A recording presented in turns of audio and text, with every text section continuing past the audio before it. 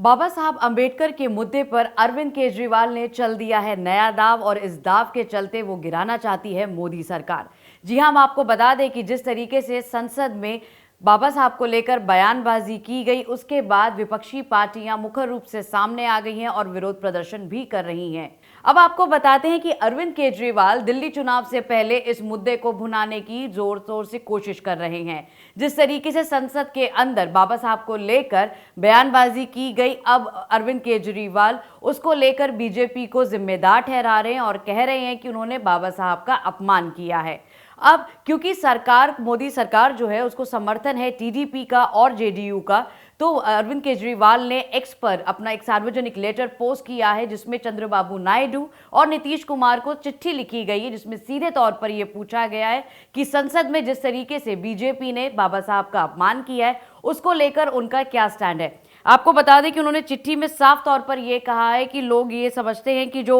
बाबा साहब से प्यार करते हैं वो बीजेपी का समर्थन नहीं करते हैं। ऐसे में उनसे उनकी राय मांगी है कि आपकी अपनी क्या राय है, आप स्पष्ट करें, क्योंकि ये जो बयानबाजी बाबा साहब के लिए की गई है वो ठीक नहीं है। ऐसे में ये बात तो साफ है कि अरविंद केजरीवाल अपने नेताओं के साथ बीजेपी मुख्यालय के बाहर भी विरोध प्रदर्शन करते हुए नजर आ रहे हैं और दिल्ली चुनाव से पहले ऐसी बयानबाजी आम आदमी पार्टी उसे कह रही है कि घर घर लेकर भी जाएगी, क्योंकि काफी समय से वो जो पिछड़ा वर्ग है उसके लिए बात भी कर रही है और बीजेपी अगर ऐसे बयान देती है तो दिल्ली विधानसभा चुनाव के लिए अरविंद केजरीवाल इसे भुनाने से पीछे भी नहीं रहेंगे। केवल मेरे लिए नहीं, आम आदमी पार्टी भी बाबा साहब अम्बेडकर के जीवन और बताए हुए रास्ते पे चलने की कोशिश करती है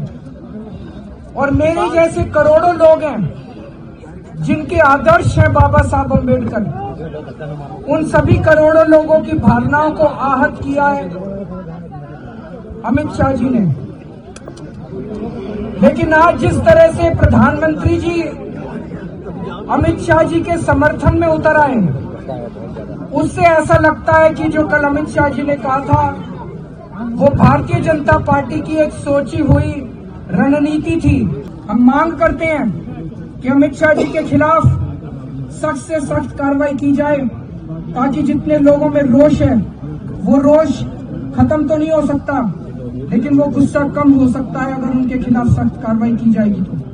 आज देखने को मिला कि जितने भी तमाम इंडिया ब्लॉक के सांसद थे वो नई संसद की दीवार पर चढ़कर उन्होंने नारेबाजी की, प्रोटेस्ट किया। यही नहीं, भाजपा ने ये तक आरोप लगाया कि जो एलओपी हैं राहुल गांधी, उन्होंने बीजेपी सांसद जो हैं उनके साथ धक्का मुक्की की, जिसके बाद वो घायल हो गए। हालांकि राहुल गांधी की अपनी सफाई थी और उनका कहना था कि उनके साथ भी धक्का मुक्की की गई और जो बीजेपी के नंबर्स हैं वो उनको पार्लियामेंट के अंदर जाने नहीं दे रहे हैं। तो बीजेपी के एमपी जो थे वो मुझे ऐसे रोकने की कोशिश कर रहे थे, धकेल रहे थे और मुझे धमका रहे थे, तो वो हुआ है। धमका मुक्की से हमें कुछ होता नहीं है जी।